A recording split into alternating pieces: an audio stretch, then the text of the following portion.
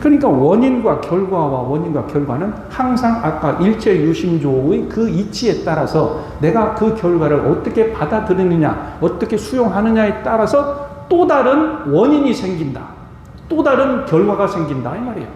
똑같은 현상을 두고서 내가 그 다음에 내 마음에 어떻게 작용하는가 달라진다는 말씀이에요. 이것이 이제 일체유심조의 이치를 알게 되면 인과 보응이 해석이 된다.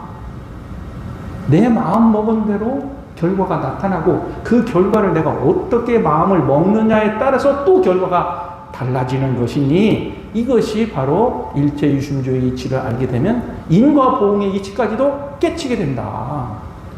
그러니까 결과 현상 나타나는 것을 보고 도대체 왜 일이 일어나는 거야? 라고 하는 것에 대해서 내가 어떻게 받아들이고 해석하느냐에 따라서 또 결과가 달라진다.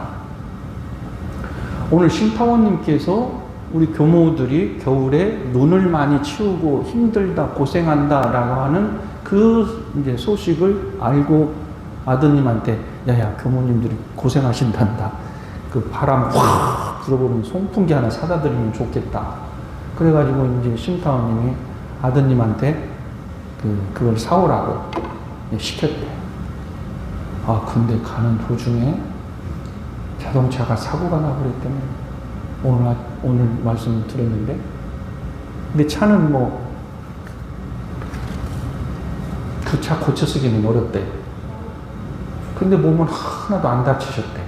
충격이 있으셨겠죠. 내가 아까 가서 물어봤어요. 충격이 있으셨겠는데 어머니 걱정하실까봐 안 아프다고 그러겠죠.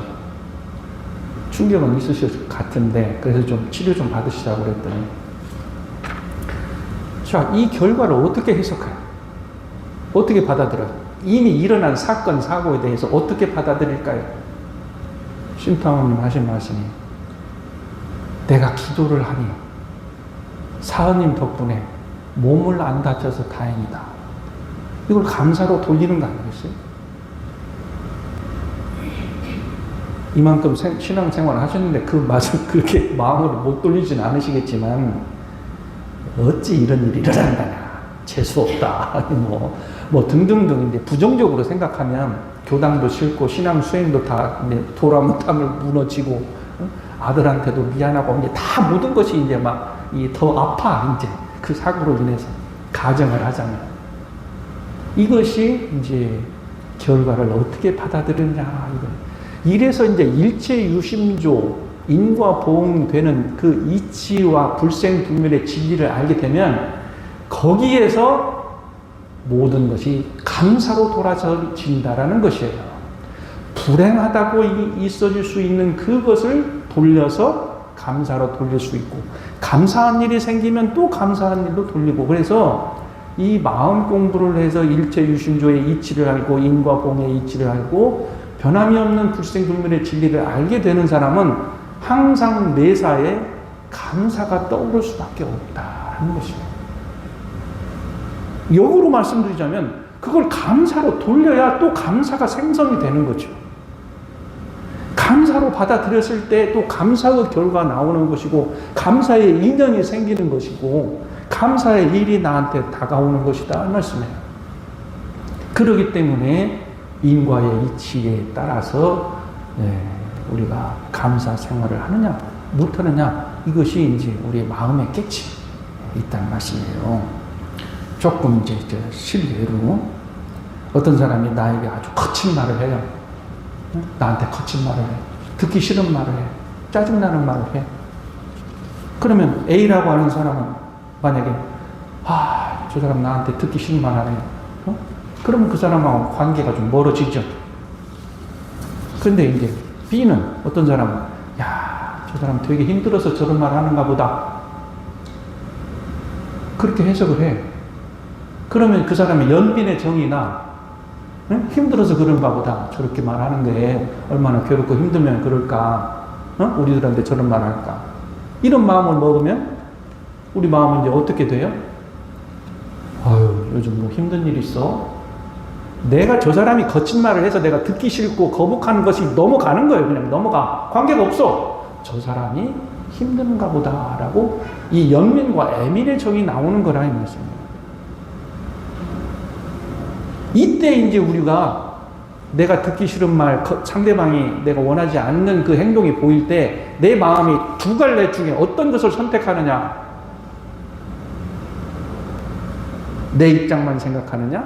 저 사람을 애민히 보는 그 생각과 말을 하느냐? 이것에 따라서 관계가 달라진다.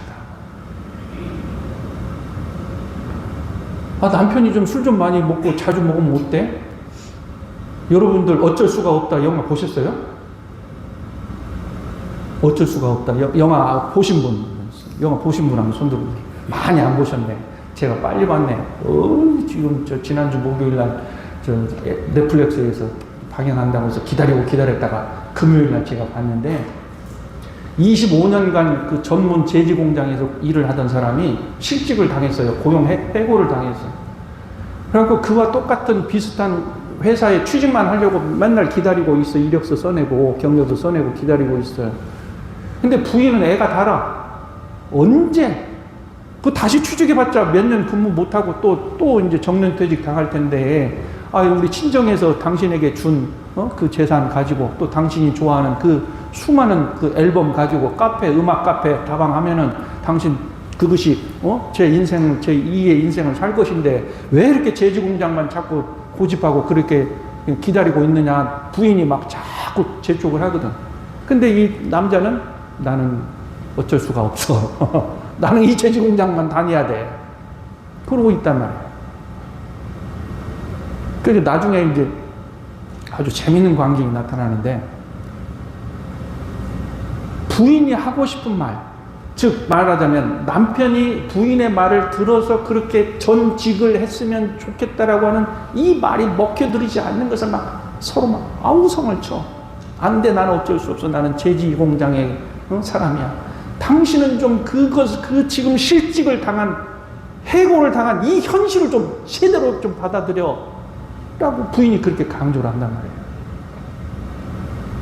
나중에 이 병원이한테 이제 죽게 되지만 어쩔 수 없이 죽게 되는데, 이 실직을 당했다, 해고를 당했다, 또는 내가 25년간 전문직으로 그 일을 해왔다 라고 하는 이 생각을 어떻게 현실을 받아들이냐에 따라서 삶이 달라진다 이 말씀이에요. 삶이 달라져요. 근데 25년간 나는 제지 공장의 매니아, 아주 전문 매니아라고 하는 고집만 하고 있을 때, 그 영화에서 시사하는 게 경쟁자의 이게 목숨을 당한단 말이에요. 영화이지만 우리가 그것을 뭐라고 하냐면 분별축착심이라. 생각을 전환할 수 있을 때에 내가 그것을 나를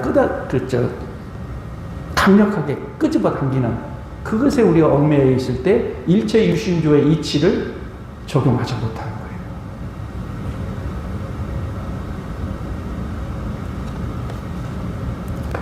거예요. 네. 이혼하는 그 여성이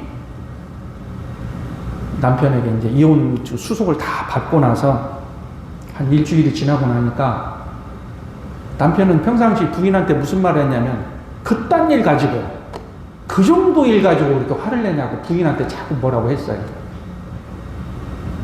근데 부인은 남편이 그 말을 하는 것이 너무나 서운해.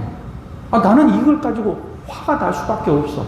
화나는 일인데 자꾸 남편은 그 정도 가지고 화를 내냐고 뭐라고 하냐. 그래갖고 이제 성격이 안 맞는다 해가지고 이제 5년 동안 살다가 이제 이혼 소리를 받고 이제 그러고 있는 중에 이 딸이 이제 친정에 가가지고 엄마하고 같이 사는데, 엄마가 하는 거 보니까 그냥 신경질 나 죽겠어.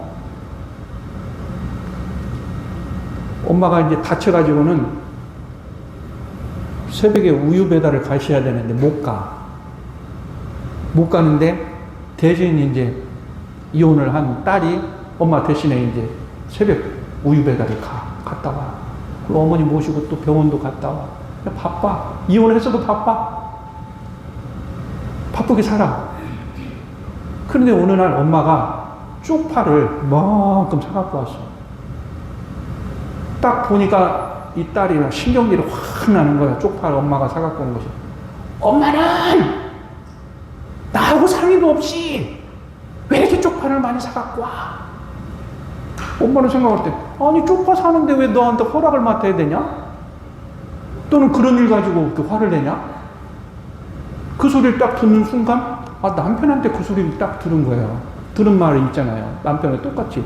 그런 말 가지고 화를 내냐? 그 정도 가지고 화를 내냐? 엄마가 왜 쪽파 사갖고 온 거 가지고 왜 이렇게 화를 내냐?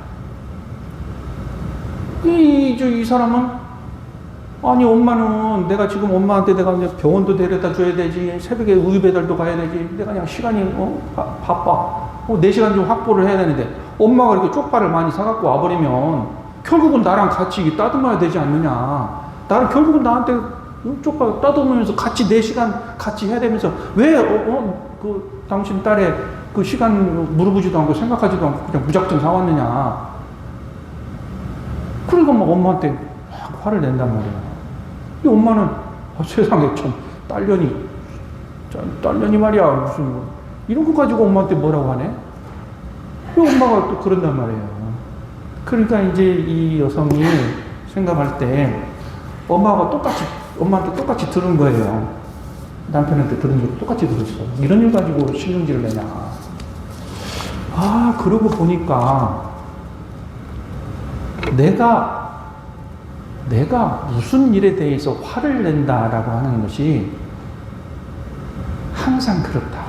그러니까는 남한테 배려를 받지 못하는 것에 대해서 내가 화를 내는구나라고 하는 것을 엄마를 통해서 봤어. 엄마는 나를 배려를 했어야 된단 말이에요. 같이 이 쪽파 좀 다듬어서 해야 되니까 내가 쪽파 사와도 되겠니? 라고 하는 그 배려된 행동을 기다렸던 것인데 그걸 무시당하고 보니까 그런 일이 볼 때마다 있을 때마다 나는 화가 나. 그 화가 난다고 하는 그 마음속에는 뭐가 있냐면 나를 배려를 해달라, 나를 알아달라 라고 하는 마음이 있어요. 근데 그 사람만 그러나요? 우리 모두가 그렇지.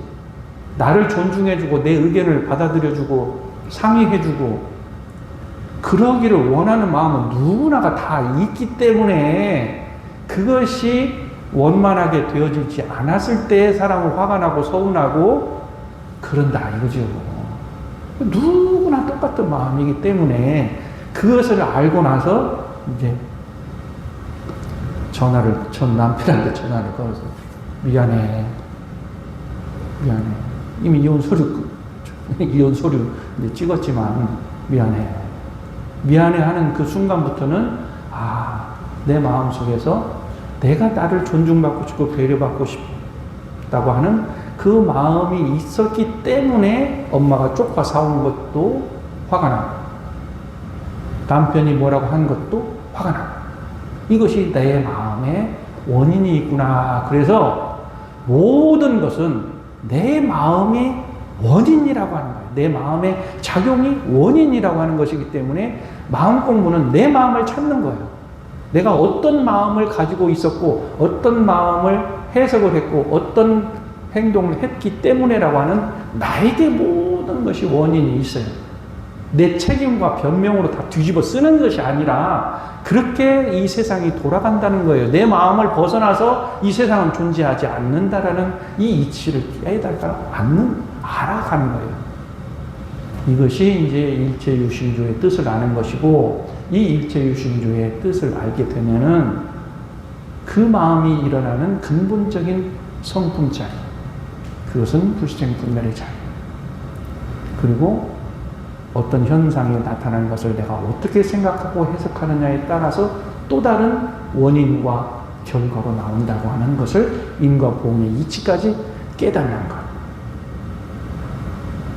이것이 이제 진리고 이것을 배우고 가르치는 것이 우리 원불교이다 라고 하는 것이에요.